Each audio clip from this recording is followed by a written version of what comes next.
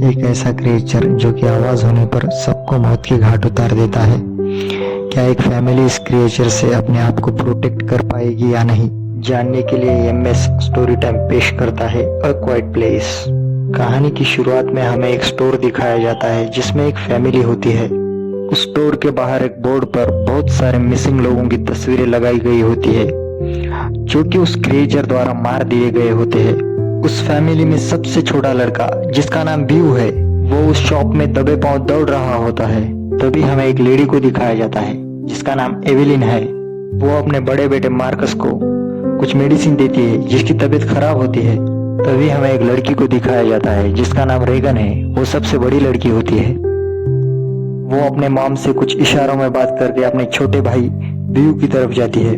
ब्यू उस शॉप में रखे खिलौनों की निकालने की कोशिश करता है। तभी वो खिलौना उसके हाथ से फिसल जाता है।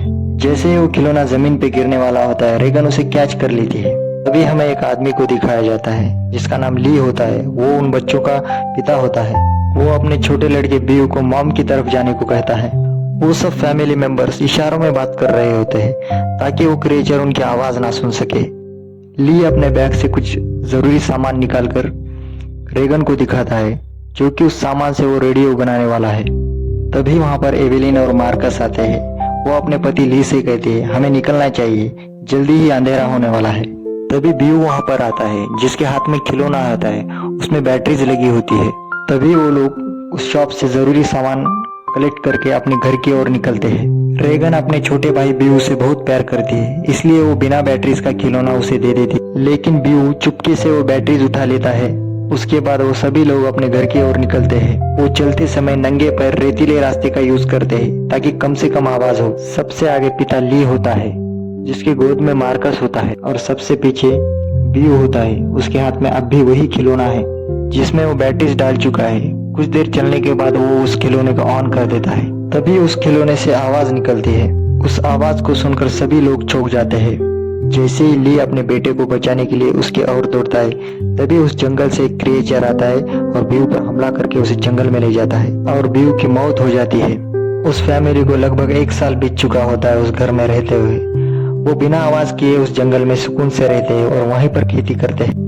वो लोग अपने प्रोटेक्शन के लिए अपने घर के बाहर बहुत सारे सीसीटीवी लगाए होते हैं। ली उस क्रिएचर के बारे में स्टडी कर रहा होता है। वो उस क्रिएचर के बारे में लिखे गए बहुत सारे आर्टिकल कलेक्ट करता है। उससे उसे पता चलता है कि वो क्रिएचर देख नहीं सकता, वो अंधा होता है। वो साउंड को डिटेक्ट करके इंसानों पर हमला करता है। वो उस क्रिएचर के वीकनेस को ढूंढने की कोशिश करता है ताकि उस पर हमला करके उसे मार दिया जाए। वो अपने मदद के लिए बार बार रेडियो सिग्नल भेज रहा होता है ताकि कोई मदद कर सके। हमें घर के बाहर मार्कस को दिखाया जाता है। वो खेल रहा होता है। वो अपने पिता से नाराज होता है। हमें घर में एवेलिन को दिखाया जाता है। वो प्रेग्नेंट होती है। वो जल्द ही एक बच्चे को जन्म देने वाली होती है। ली अपने घर के बाहर एक बड़े से टैंक पर बैठकर अपने बेटे ब्यू की तस्वीरें देख रहा होता है। वो अपने बेटे से बहुत प्यार करता था जो उस क्रिएचर द्वारा मारा गया। इधर एवेलिन अपने होने वाले बच्चों के लिए कुछ जरूरी चीजें बना रही होती है, जैसे कि ऑक्सीजन सिलेंडर, खिलौने। जैसे ही शाम के 7 बज चुके होते हैं, घर के बाहर की सभी लाइटें ऑन होती है। इधर एवेलिन अपने होने वाले बच्चे के लिए एक बॉक्स बनाती है जिसमें ऑक्सीजन की सप्लाई होती है ताकि उस क्रिएचर द्वारा हमला करने के बाद उस बच्चे को उस बॉक्स में छुपाया जा सके। फिर सभी लोग रात को डिनर करते हैं। डिनर खत्म करने के बाद मार्कस और रेगन एक गेम खेलते हैं।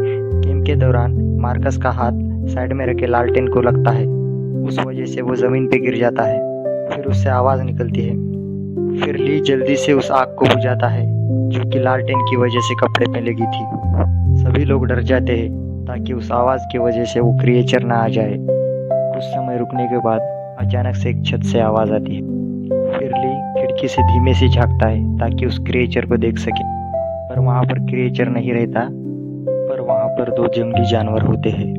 फिर अगले ही पल उस जंगली जानवर को क्रिएचर द्वारा मार दिया जाता है। फिर अगले दिन सुबह ली और मार्कस जंगल जाते हैं ताकि कुछ खाने पीने की चीजें ला सके। इधर रेगन नाराज होती है क्योंकि ली उसे जंगल आने से मना करता है। उधर नदी में मार्कस और ली मछली पकड़ रहे होते हैं। वहां पर झरने की तेज आवाज होती है। इधर एवेलिन का बैग काम करते समय घर पर लगे सीढ़ियों में फंस जाता है। बैग को जोर से खींचने की वजह से नुकीली चीज ऊपर आ जाती है। उधर जंगल में झरने की आवाज बहुत तेज होती है। उस आवाज के सहारे मार्कस और ली एक दूसरे से बातें करते हैं। वो दोनों बहुत खुश होते हैं क्योंकि बहुत दिनों बाद उन्हें ऐसा मौका मिलता है। इधर रेगन बिना बताए घर से बाहर जाती है। वो वहां जाती है जहां पर उसके सबसे छोटे भाई बियो को क्रिएचर द्वारा मारा गया था। इधर जंगल में मार्कस और ली बहुत सारे बातें करते हैं। इधर जंगल से लौटते वक्त ली और मार्कस को एक बूढ़ा आदमी दिखाई देता है। उस बूढ़े आदमी की पत्नी को उस क्रिएचर द्वारा मार दिया गया है। वो बहुत दुखी होता है। उस बूढ़े आदमी को भी मरना था, इसलिए वो जोर से चिल्लाता है। फिर अचानक से वहां पर वो क्रिएचर आ जाता है और उस बूढ़े आदमी को भी मार देता है। ये सब मार्कस और ली एक पेड़ के पीछे से देख रहे थे। मार्कस बहुत ज्यादा डर जाता है। वो डर की वजह से चिल्लाए ना, इसलिए ली मार्कस के मुंह पर हाथ रख देता है। इधर एविलिन बच्चे को जन्म देने वाली होती है। वो घर पर अकेली होती है। उसे बहुत तकलीफ होती है। सीढ़ियों से उतरते समय एविलिन का पैर एक नुकीली चीज पर पड़ता है। उस वजह से उसे बहुत तकलीफ होती है और उसके हाथ से फोटो फ्रेम गिर जाता है, इसलिए वहां पर एक आवाज होती है। उसके पैर से खून निकल रहा था। अभी तक उसका पति और उसका लड़का मार्कस घर पर नहीं पहुंचे थे। वो अपने पति को इंडिकेशन देने के लिए घर के बाहर जो रेड लाइट्स होती है वो ऑन कर देती है। फोटो फ्रेम की आवाज की वजह से वो क्रिएचर घर में आ चुका होता है। इधर एविलिन का पति ली घर के पास पहुंच चुका होता है। वो लाइट्स देखकर समझ जाता है कि घर में क्रिएचर घुस चुका है। घर पर क्रिएचर एविलिन के धीरे धीरे पास आ रहा होता है। इधर ली अपने बेटे मार्कस से कहता है, तुम्हारी मॉम परेशान है, तुम्हारे मॉम को बचाना होगा। उधर एविलिन क्रिएचर से बचने के लिए बाथटब में बैठ जाती है। वो वहीं पर बच्चे को जन्म देने वाली होती है। क्रिएचर एविलिन के पास आ रहा होता है। एविलिन को इधर बहुत तकलीफ होती है। वो जैसे ही चिल्लाने वाली होती है उसी वक्त मार्कस इधर पटाखों की आवाज करता है। उस वजह से उस क्रिएचर का माइंड डिस्ट्रैक्ट हो जाता है और वो एविलिन को छोड़कर उस पटाखे की आवाज की तरफ दौड़ता है। इधर ली घर में डरते हुए पहुंचता है। उसे लगता है कि उसके बीवी और बच्चों को वो क्रिएचर ने मार डाला। वो तभी देखता है कि एविलिन ने एक बच्चे को जन्म दिया है।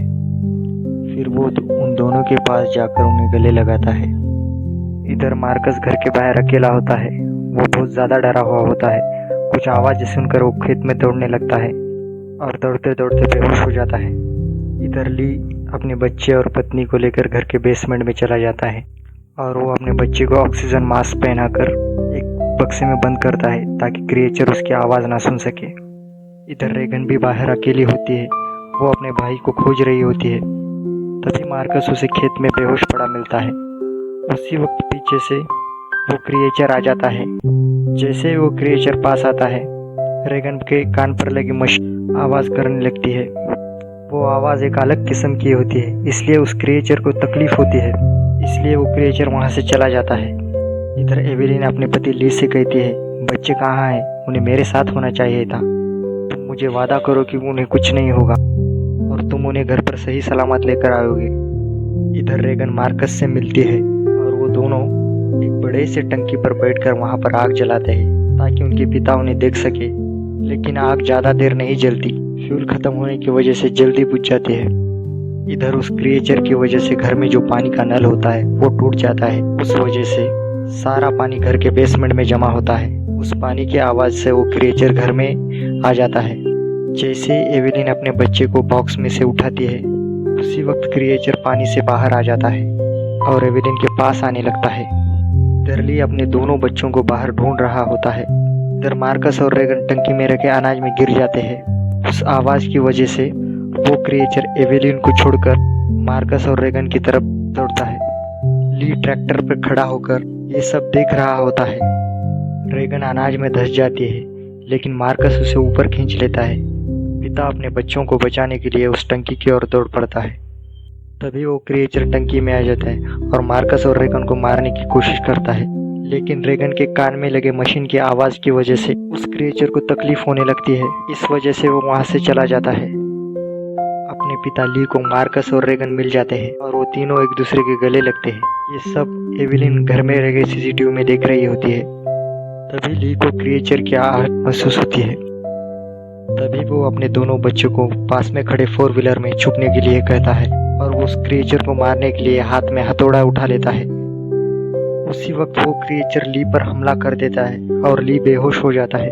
ये सब देखकर पास में गाड़ी में बैठा मार्कस जोर से चिल्लाता है। उस चिल्लाने की वजह से वो क्रिएचर उन दोनों के पास चला जाता है। वो क्रिएचर उन दोनों को मारने की कोशिश करता है। तभी पिता ली उठकर खड़ा हो जाता है। ये सब मार्कस और रेगन गाड़ी में बैठकर देख रहे होते हैं। पिता अपने बच्चों को इशारों में कहता है, मैं तुमसे बहुत प्यार करता हूँ, मैं हमेशा तुम्हारे साथ रहूँगा। ऐसा कहकर वो जोर से चिल्लाता है ताकि वो क्रिएचर उन बच्चों को छोड़कर उस पर हमला करे। वो जैसे ही चिल्लाता है वो क्रिएचर उन बच्चों को छोड़कर ली पर हमला कर देता है और उसकी वहीं पे जान चली जाती है। उसी वक्त मार्कस गाड़ी में लगा हैंड ब्रेक निकाल देता है। उस वजह से गाड़ी सीधा ढलान से नीचे आने लगती है और घर के सामने आकर रुकती है। एवेलिन, मार्कस और रेगन अपने पिता के दुख में बहुत रोते हैं। अब रेगन उस क्रिएचर की वीकनेस जान चुकी होती है क्योंकि कान पर लगे मशीन की आवाज़ वो ज़्यादा देर तक सुन नहीं सकता। उस आवाज़ की वजह से उस क्रिएचर को बहुत तकलीफ होती है। तभी एक क्रिएचर उनके घर में आ जाता है।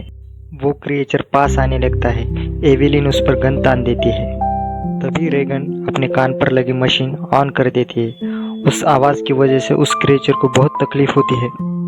रेगन उसी वक्त अपने कान से उस मशीन को निकालकर एक बड़े से माइक पर चला देती है। उस आवाज़ की वजह से वो क्रिएचर बेहोश हो जाता है। अब उन्हें पता चलता है कि ये क्रिएचर की वीकनेस है। इस आवाज़ को क्रिएचर ज़्यादा देर तक सह नहीं पाएगा।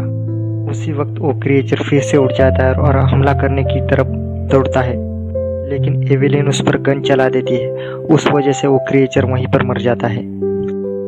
लेकिन उस गन की आवाज़ की वजह से उस जंगल से बहुत सारे क्रिएचर उस घर की तरफ दौड़ते हैं। हमें यहाँ पता चलता है कि उस जंगल में एक नहीं बल्कि बहुत सारे क्रिएचर हैं। उसी वक्त रेगन पास में पड़े मशीन की फ्रीक्वेंसी बढ़ा देती है ताकि ज़्यादा से ज़्यादा आवाज़ हो सके और एवेलिन अपनी गन रेडी करती है और यहीं पर मूवी का एंड हो जाता है। तो दोस्तों, ये थी आज की मूवी द क्वाइट प्लेस। तो मूवी अच्छी लगे तो चैनल को ज़रूर सब्सक्राइब कर लेना और नोटिफिकेशन के लिए बेल आइकॉन पर ज़रूर क्लिक कर देना।